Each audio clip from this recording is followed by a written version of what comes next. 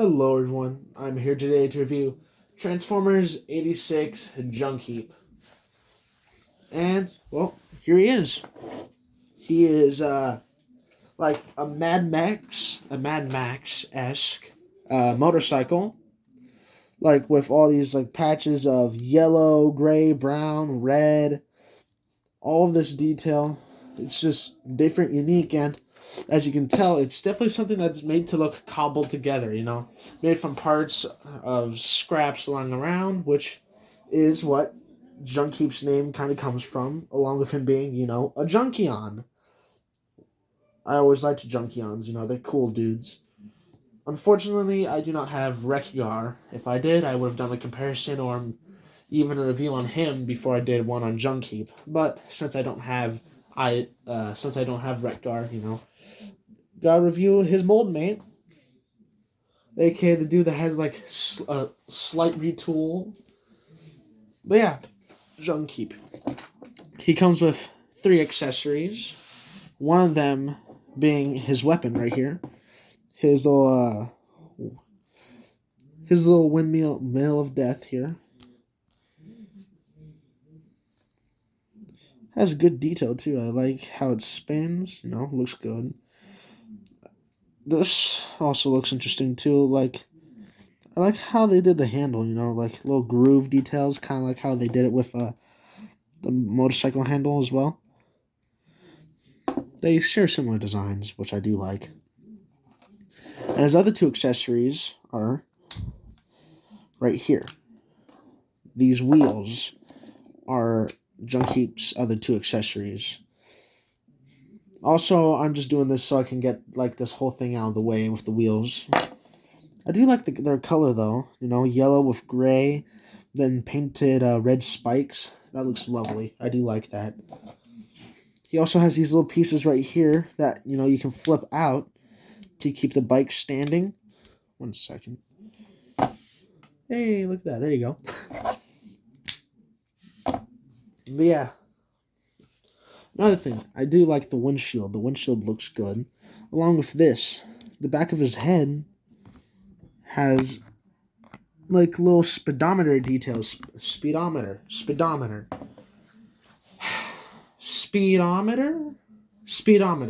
That's how I'm gonna pronounce it. I'm not sure if that is how you pronounce it, but that's how I'm gonna be saying it for now. Speedometer. Fuck, did I say it differently again? Well, yeah. He has little dials and yeah, I'll just call them dials. Those little things in his head, I'll just call them dials. And yeah. He also has like seat detail. You know what? I'm gonna have to put these back in now because I just remembered something. Let's see. Who is readily available right now? Oh, guys, almost forgot to mention this. Slag is coming in by the end of the week. So he's coming in the 27th. I'm excited because Slag is a Transformer I've been trying to get for a while. Meaning that now I'm one step closer. Another thing, I might not open Slag till I get Grimlock. Because it just feel kind of weird. But now back to kind of what I was doing. Other Transformers can ride Junkheap. Like so.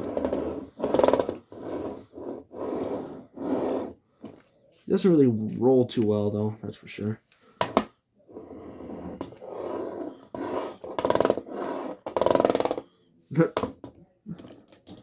Yeah, let's just get Impactor out of here. There you go. But yeah, I guess that kind of concludes everything for robot mode. No. For vehicle mode. Well, robot mode now. Wait, actually, do I have anything in the vehicle mode? Yeah. Here we go. A fellow 86 bot, Blur. That's how they size up together. Man, Blur is like really blue on camera. Jesus. He's a much paler blue in person. But yeah, let's just start with transformation. First thing that I like to do is pull these apart to remove the wheels. like so. 1 second. There you go. Had to get in more a quaint position for me to transform him. But yeah, now we untab the arms right here, like so, and rotate this around. Then straighten out the arms, flip out the hand. Then pull the panel up and rotate down. Same thing on this side, pull out. Wait, actually, you want to make sure you take care of the arm cover here. Then you pull out, rotate around, rotate that, and flip out the hand. Flip this piece down, straighten out the leg, straighten out the foot. Same thing with that. Like so. And now we just pull his head out of the windshield. So it's like this. You want to collapse that. Then kind of just move the legs down. Then hinge all of this up. Then hinge this piece forward. Hinge it down. Then fold this whole panel in here. Flip that in. Then these tabs will go into these little slots right here. Make sure the head's up too. So, wrong piece. There you go. Then pull out his horns. Now, there's 2 ways that I like to store his wheels. First of all, it's the official way. Store his wheels on the side of his legs, like so. You have it in this format. Or, how I like to do it, first of all, you want to move the handlebars like this. Not all the way back, but not all the way forward. Then insert the wheels back here. Like so. Ooh. Like that. It does limit his arms posability a bit, but it does make his legs a lot more clean. It does definitely make his back a bit more clunky, though. I'm not gonna lie there. Yeah.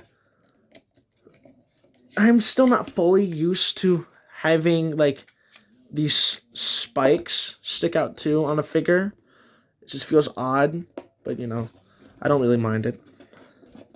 But yeah, I think I prefer the wheels on his legs right now, more or less because it just cleans up much easier instead of having like a huge backpack with like the wheels there.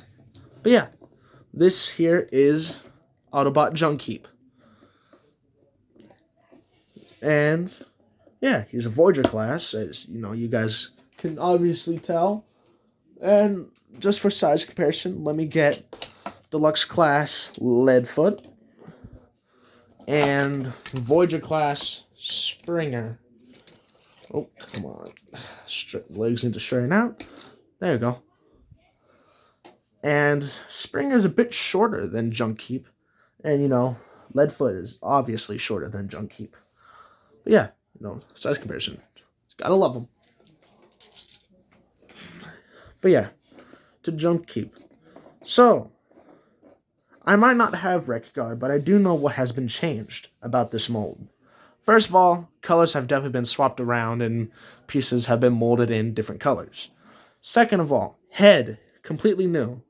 New mold. Chest has been a new mold as well, because you could tell. Oh yeah, I almost forgot. One downside. My copy of this Junkheap mold, his pin right here comes out for his chest. Meaning that I could do this. Meaning that if I ever do get my hands on a Wreck-Gar, I could easily just I can easily just swap the chest around. Or the chest plates around if I really wanted to. Why would I want to? I don't know. I'm retarded. So let's just slide this piece back in. Another thing to mention, I believe the shoulders are different. Another thing, these arm panels are here now. Wreck-Gar didn't have these big ass arm panels. You see, it's because his wheels stored on his arms for Wreck-Gar. Like one wheel stored on his arm while the other one stored on his leg. The wheel on his arm was meant as a shield, while the one on his leg was, I don't know, whatever you want it to be. Now, with these are kind of like built-in arm shields. This one is kind of like a blaster shield, while this one is just, a shield. Like so. But yeah, I think the last thing I would have to say about this before we get into our articulation and eventually end off the video is his design. I just really like the design, and after watching the 86 movie, I can see why a lot of people like the design too. It works well with his voice, and also works well with, well, being made of junk. That's just kind of how it's supposed to go. And I just really like it. I like the design, and I just like how it goes. But now into the rest of how he looks. He has red visors along with like a red panel up here, along with what I believe is supposed to be this piece back here, but instead, painted, along with the handlebars ending up as his horns, which, I mean, yeah, totally can't see him back here. Oh, almost forgot. These are made out of like a very pliable plastic here. So, be careful. Same thing can go for the little horns here as well, You don't want the spikes. Why did I call them horns? Jesus. You guys knew what I meant. But yeah, same can be told for these, as they're not pliable plastic like this. This one's like rubber. This one's more of a solid plastic, but it's more or less because this plastic is just more or less thin, They have to make it look like a spike without being sharp, which I understand. You don't want kids stabbing their eye out. But yeah, Another thing, chest detail. I like what they did with the chest, like with the exhaust pipes and the like sculpting detail, along with the lovely brown paint. That's another thing. The paint, they did a really good job with the paint here. The one downside, the numbers. Like if they were able to put this number, like I don't know, maybe like if they were able to put the number like maybe right here, it wouldn't be as noticeable. But they couldn't do that. Or, they could have put a number like these numbers right here. Maybe like right here, or maybe like on the inside of his arm. Maybe even like somewhere in here, Kind of out of the way. I mean, I understand why they did it, but I mean, yeah, it is mostly out of the way. You don't really notice it until like you actually start really looking at it. But yeah, it's still there.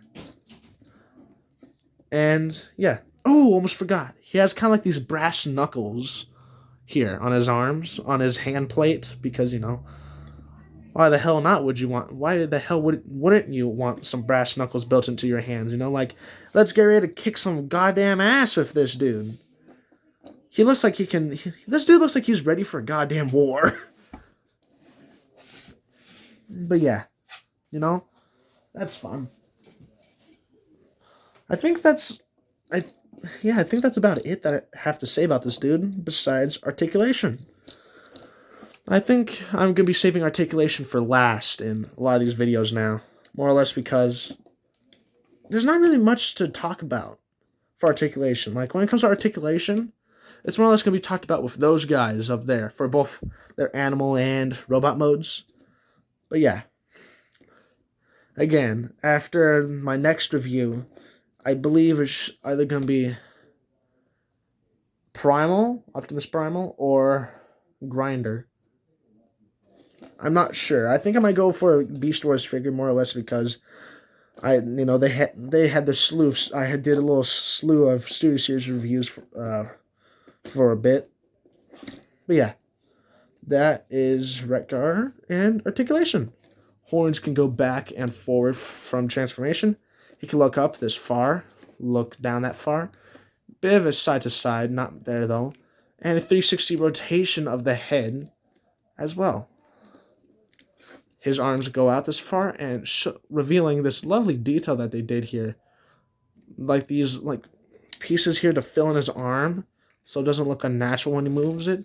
He has a bicep rotation that's built into a double mushroom peg. His arms can bend back that far, bend forward that far.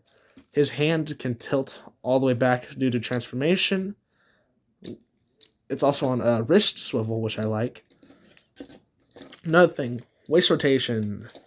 Looks good. Ab crunch. You can recreate an ab crunch if you utilize this hinge that's kind of built into his waist.